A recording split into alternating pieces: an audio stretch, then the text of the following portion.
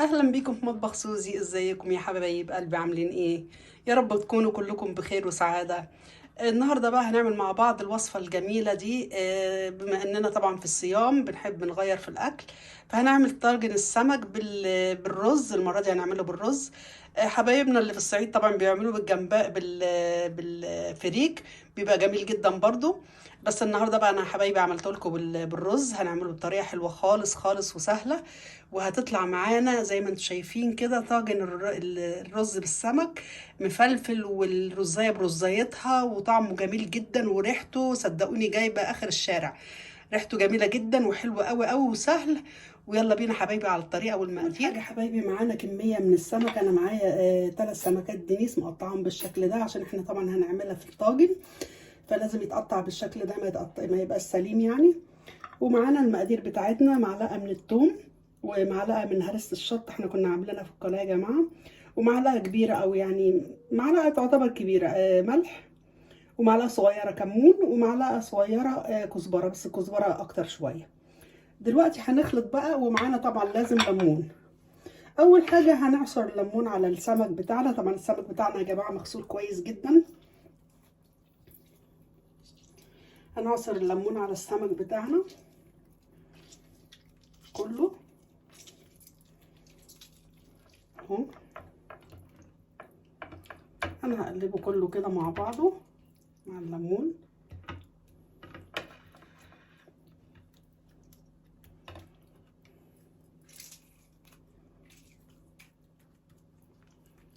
خد الخلطه بتاعتنا كلها على بعضها، هنحطها في طبق. هرسه الشطه والثوم والبهارات، ولو عندنا اللي هو البهارات بتاعه السمك، بس للاسف انا مش عندي. ممكن نحط برضو منها معلقه. هنقلب كل المكونات دي مع بعض، عليها الليمون طبعا.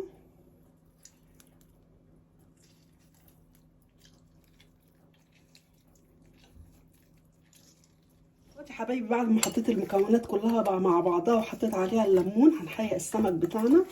هنحيق السمك يا جماعه نخليه يعني حوالي ساعه او نص ساعه، بس نغطيه ونحطه في التلاجة. ما نطولش على السمك في التحقيق، عشان خاطر ما يغيرش طعمه او ما يضيعش طعم السمك. المكونات بتاعتنا دي مش مطحونه، ممكن نطحنها في الكبه ونعمل. دلوقتي همسك سمكايه سمكايه كده، واحيق السمكايه بتاعتي من بره ومن جوه كده بيها اهي، من بره كمان.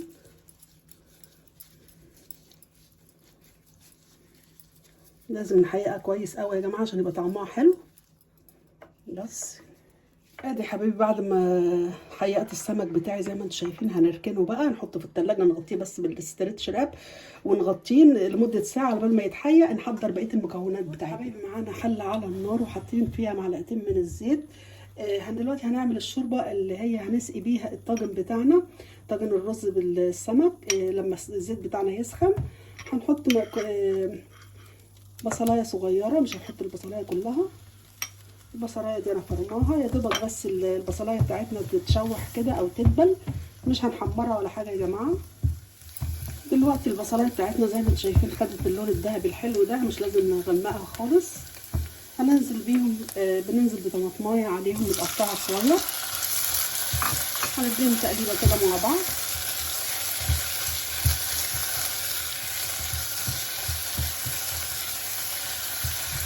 دلوقتي بعد ما قلبنا الطماطم مع البصلايه شويه كده على النار، هنحط معلقتين من الطماطم ونقلبهم مع بعض برضو شويه، نخليهم يتسبكوا كده مع بعض شويه.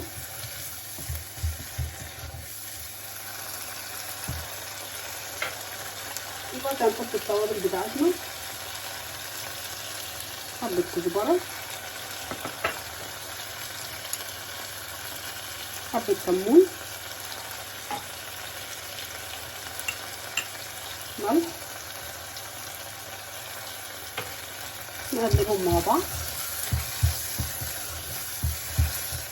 الريحه مش قادره اقول لكم، طبعا ريحتها حلوه قوي.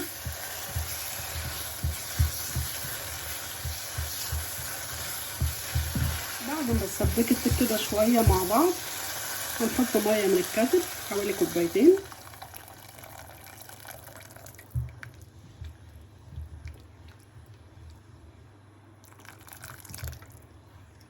هنغطي الحله بتاعتنا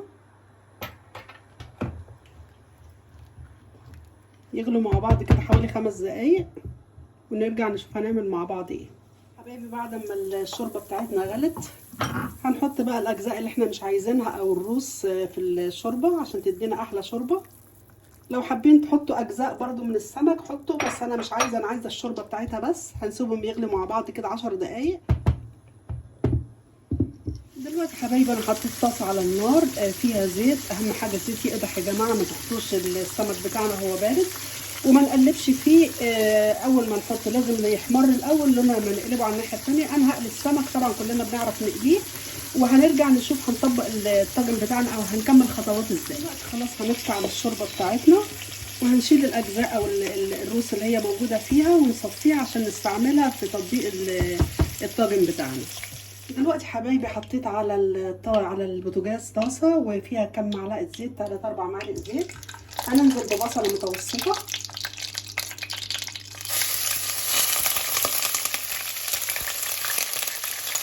البصل بتاعنا عند فيه ميه كتيره للاسف فبيعمل الفرفشه دي. هنشوحهم لحد ما لونهم كده يبقى اللون الذهبي، ما نغمقهاش يا جماعه.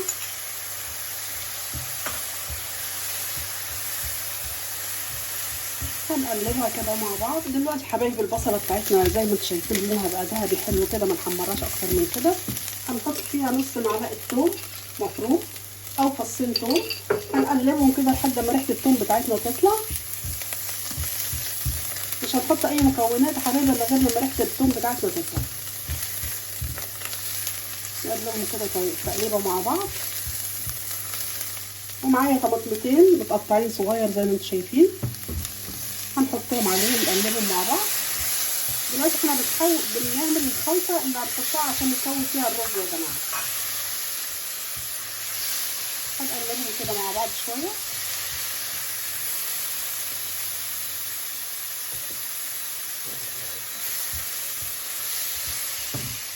بعد حبايبي ما قلبنا الطماطم مع البصل وخلاهم قلبناهم كده شويه، لو عندك في المرحله دي فلفل الوان ممكن تحطي، بس انا مش عندي. دلوقتي هنحط كوبايه من عصير الطماطم.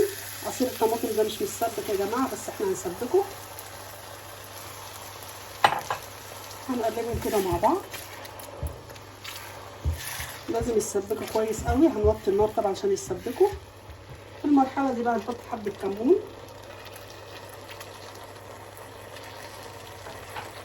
حبه فلفل اسمر، حبه ملح،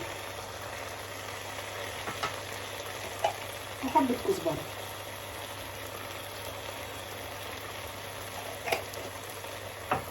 هنسيبهم بقى يتسبكوا براحتهم قبل ما نحط الشوربه بتاعه السمك اللي احنا عملناها. وهدي النار كده ونسيبهم يتسبكوا براحتهم.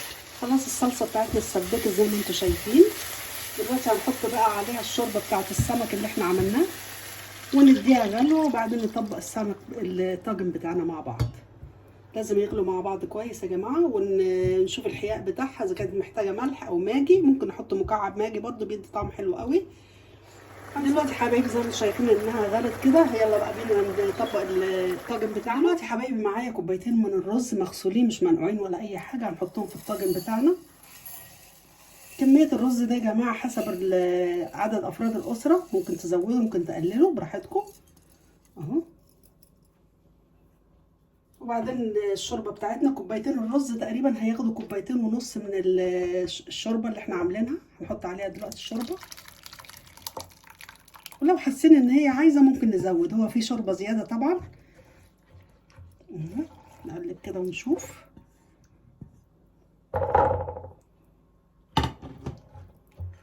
ممكن نزود حبه شوربه صغيره تاني كده اهو، مش كتير، ونزودش اكتر من كده عشان الرز بتاعنا يبقى مفلفل وحلو ما يعجنش. دلوقتي هنرص بقى عليه السمك اللي احنا قلناه كده اهو فوق منه. مولعين الفرن طبعا على درجة حرارة تكون عالية يا جماعة.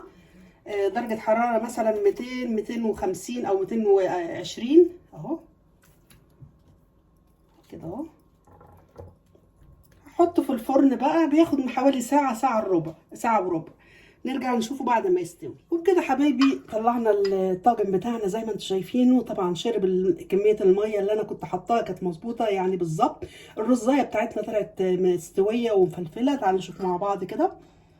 بصوا الرزاية مفلفلة وفي منتهى الجمال، ولا هي نية ولا هي معجنة ولا اي حاجة. بصوا الجمال ده، مستوية وجميلة جدا. وريحة الطاجن بقى مش قادرة اقول لكم، ريحته حلوة جدا وطعمه جميل جدا.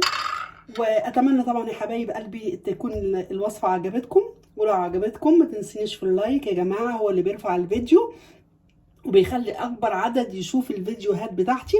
واللي اول مره يشوف القناه بتاعتي برضو مش مشترك يعني يعمل يدوس على كلمه اشتراك ويفعل زر الجرس على كلمه الكل عشان يوصلكوا كل فيديوهاتي. ويا ريت تتابعوني على صفحتي على الفيسبوك باسم مطبخ سوزي. واقول لكم سلام، باي باي.